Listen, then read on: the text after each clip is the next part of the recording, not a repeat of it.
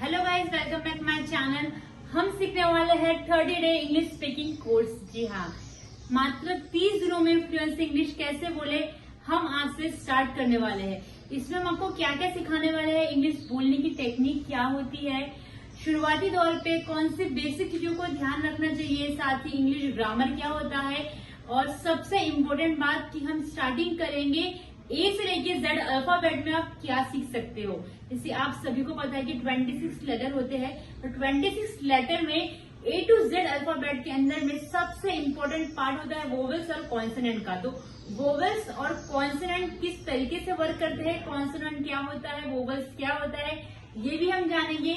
साथ ही important of English, English की importance क्या होती है। जैसे मैंने कुछ कंटेंट लिखा है इंग्लिश को लेके कि इंग्लिश लैंग्वेज कितनी इंपॉर्टेंट है। तो language is the virtual part of the human content और thought and the specific for their way communication human are the only that the master continue language communications.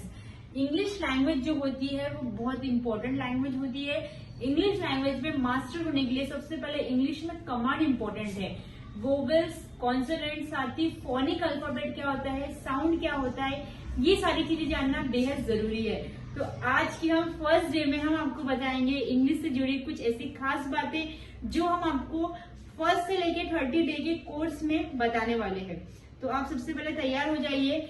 हम English से related आपको कुछ alphabet और कुछ phonic और कुछ consonant के बारे में जानकारी देने वाले हैं।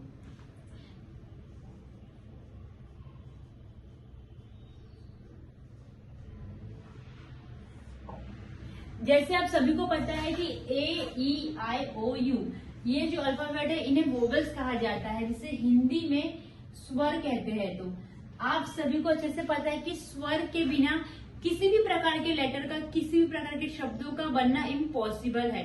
स्वर बेहद जरूरी है कोई भी शब्द बनाने के लिए, कोई भी लेटर बनाने के लिए। तो अल्फाबेट के अंदर में A-E-I-O-U जो है वो वोवेल्स का काम करता है, यानी स्वर का काम करता है। और 26 लेटर में ये 5 लेटर को स्वर कहा जाता है, और जितने रिमेनिंग लेटर्स है 21 उन्हें कहा जाता है कॉन्सोनेंट, यानी व्यंजन कहा जाता है। जैसे कि मैंने आपको बताया कि वोवेल्स और कंसोनेंट इंग्लिश के मोस्ट इम्पोर्टेंट पार्ट होते हैं। अल्फाबेट की जब हम स्टार्टिंग करते हैं ए से लेके जेड तक का, वही हमें A-E-I-O-U वोवेल्स यानी स्वर का हमेशा हर कदम पर, हर शब्दों में जरूरत पड़ती है। और जो बचे वर्ड्स रहते हैं जिन्हें कॉन्सोनेंट, जिन्हें व्यंजन कहा जाता है, वो 21 व्यंजन भी हमारे काम आते हैं। व्यंजन जो व्यंजन रहते हैं, जो कॉन्सोनेंट से जिनकी शुरुआत होती है, कॉन्सोनेंट्स को हमेशा हेल्प लगती है वोवेल्स की। वोवेल्स की हेल्प के बिना कॉन्सोनेंट के कोई भी वर्ड्स नहीं बनते हैं। तो इस विषय पर भी हम डीपली स्टडी करेंगे। साथ ही इम्पोर्टेंट ऑफ इंग्लिश तो मैंने आपको बताई है कि इंग्लिश की इम्पोर्टेंट क्या होती है, क्यों इंग्लिश को पढ़ना चाहिए। और इसके अलावा भी personality development, stage daring, stage speaking, public communication जैसे बहुत सारे पार्ट्स पर हम स्टडी करने वाले हैं। ये 30 डे का कोर्स है। 30 डे के इस कोर्स में हम आपको स्टार्टिंग से लेके एंडिंग तक का बहुत से इंटरेस्टिंग बातें बताने वाले हैं, बहुत इंटरेस्टिंग टॉपिक पे हम डिस्कस करने वाले हैं। उम्मीद है कि आप हमारे साथ पूरा सेशन अटेंड करेंगे। कल से डे फर्स्ट स्टार्ट होगा और डे फर्स्ट से डे 30 तक का आपको सारे सेशन अटेंड करने होंगे। इन सारे सेशंस में आपको इंग्लिश से जुड़ी सारी बेसिक इन्फॉर्मेशन हम देंगे।